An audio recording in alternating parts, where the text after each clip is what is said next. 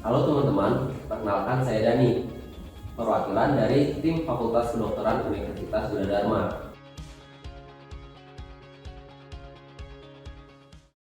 Jantung atau dalam bahasa kedokteran kita sebut dengan core terletak di belakang osternum, tepatnya berada di ruang mediastinum di antara kedua pulmo dan bersentuhan dengan diafragma. Core terbungkus oleh kantung yang berfungsi melindunginya, yang dinamakan perikardium. Jika perikardium kita buka, maka akan tampak seperti ini. Nah, ini tampak jantung jika perikardium kita buka. Sebelumnya, kita sudah mengetahui letak core dan kantung yang melapisinya. Tapi, apa sih sebenarnya fungsi core itu?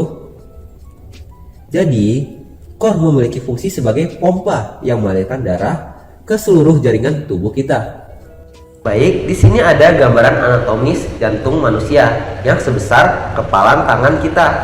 Nah, perlu kita ketahui kalau jantung atau core ini memiliki 4 rongga atau ruangan.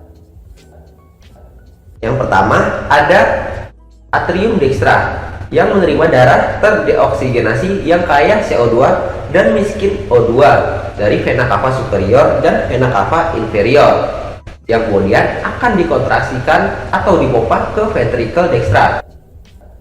Yang kedua ada ventricle dextra. Darah yang diterima dari atrium dextra tadi kemudian akan dikontraksikan oleh ventricle dextra ini ke arteri pulmonalis yang nantinya akan menuju ke kedua pulmo. Yang ketiga ada atrium sinistra. Darah yang sudah melalui pertukaran gas di paru atau pulmo dan teroksigenasikan atau darah yang sudah kaya O2 ini akan kembali ke core melalui vena pulmonalis dan masuk ke rongga atrium sinistra. Yang selanjutnya darah itu nanti akan dikontraksikan ke ventricle sinistra. Nah, yang keempat ada ventricle sinistra itu sendiri. Darah yang kaya O2 yang diterima dari atrium sinistra tadi akan dikontraksikan oleh ventricle sinistra ini ke pembuluh aorta dan akan mengalir menuju ke seluruh tubuh. Selanjutnya kita akan membahas mengenai katup atau valvula core. Core memiliki 4 katup atau valvula. Yang pertama ada valvula atrioventricularis tricuspidalis yang terletak di antara ruang atrium dextra dengan ruang ventricle dextra. Valvula ini memiliki 3 cuspis sesuai dengan namanya tricuspidalis. Yang kedua ada katup atrioventricularis bicuspidalis yang terletak di antara ruang atrium sinistra dengan ventricle sinistra. Valvula ini memiliki 2 cuspis sesuai dengan namanya bicuspidalis. Yang ketiga ada katup semilunaris pulmonalis yang terletak di antara ruang ventricle dextra dengan lumen truncus pulmonalis. Valvula ini memiliki 3 cuspis. Dan yang terakhir ada valvula semilunaris aorta yang terletak di antara ruang ventricle sinistra dengan lumen aorta. Valvula ini memiliki 3 cuspis juga. Tepi valvula ini terikat oleh chorda tendinea, yaitu yang mirip seperti jaring parasut yang ini. Nah, si chorda tendinea ini melekat pada musculus papillaris. Jadi saat si ventricle ini berkontraksi, maka si musculus papillaris ini akan ikut berkontraksi juga. Supaya apa? Supaya nantinya jika si ventricle ini berkontraksi, si valvula ini akan tetap menutup dan tidak terbuka ke belakang. Cabang utama pembuluh sekitar core. Jadi, cabang utama dari pembuluh sekitar core ini ada vena cava superior, vena cava inferior, lalu truncus pulmonalis yang nantinya akan bercabang menjadi arteri pulmonalis dextra dan arteri pulmonalis sinistra. Lalu ada 4 vena pulmonalis, 2 vena pulmonalis dextra superior et inferior dan 2 vena pulmonalis sinistra yaitu superior dan inferior. Dan yang terakhir adalah aorta. Selanjutnya, kita akan membahas sistem sirkulasi.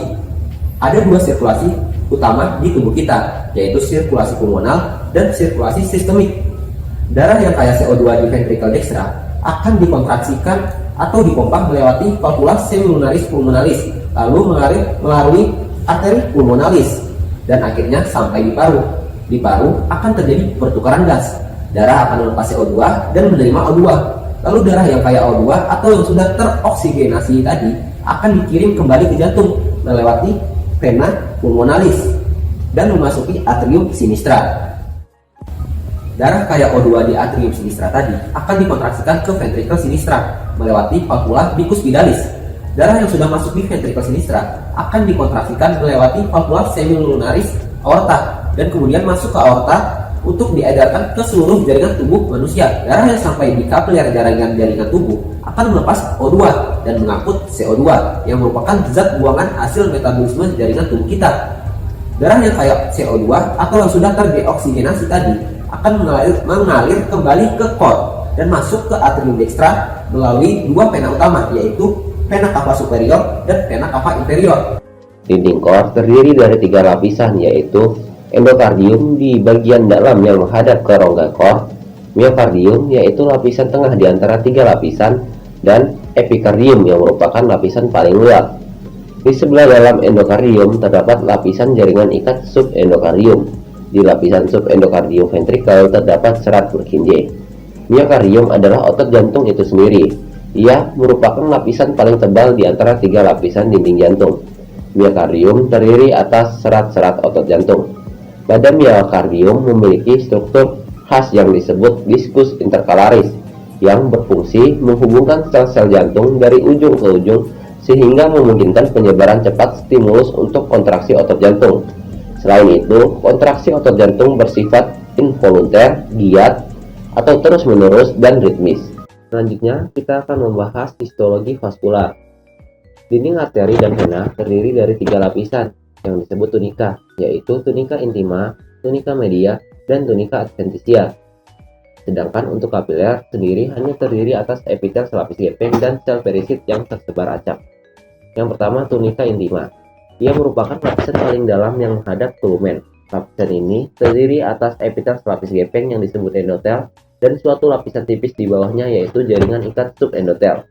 Yang kedua, tunika media. Ia merupakan lapisan tengah yang terutama terdiri atas serat-serat otot polos dan diantaranya terdapat serat elastin dan retikular. Namun, berbeda dengan arteri, tunika media pada vena terdiri dari serat otot polos yang lebih sedikit, sehingga lapisan tunika media vena akan tampak lebih tipis. Selanjutnya, tunika adventitia. Ia merupakan lapisan paling luar yang terdiri atas serat kolagen tipe 1 dan serat jaringan elastin.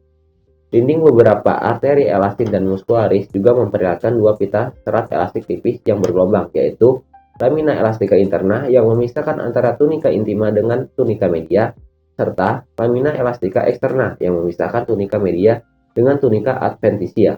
Dinding-dinding vena dan arteri yang berukuran besar dan sedang mendapat pasokan nutrisi dari arteri kecil di sekitarnya yang dinamakan vasa vasorum. Sirkulasi koronaria adalah sirkulasi pembuluh darah jantung yang mensuplai muskulus jantung. Pada sirkulasi koronaria ini terdapat arteri koronaria dextra dan sinistra yang memvaskularisasi atau memasok darah beroksigen ke muskulus jantung, dan vena cardiaca magna parva media yang mendrainasekan ke sinus coronarius yang mengalirkan darah terdeoksigenasi setelah digunakan oleh muskulus jantung. Seperti yang sudah kita bahas tadi, arteri koronaria merupakan pembuluh darah yang membawa oksigen serta nutrisi ke miokardium. Jika terjadi penyumbatan pada arteri ini, maka akan menyebabkan masalah yang serius pada cord, yang kita sebut dengan penyakit jantung koroner. Contoh penyebab umum penyakit jantung koroner ini adalah aterosklerosis.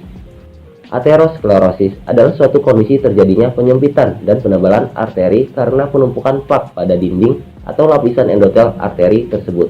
Nah, karena terjadinya plak aterosklerosis di dinding arteri dan lama-kelamaan akan ruptur atau pecah, jika plak ini berada di arteri koroner, maka akan menyebabkan terjadinya infark miokardium atau serangan jantung.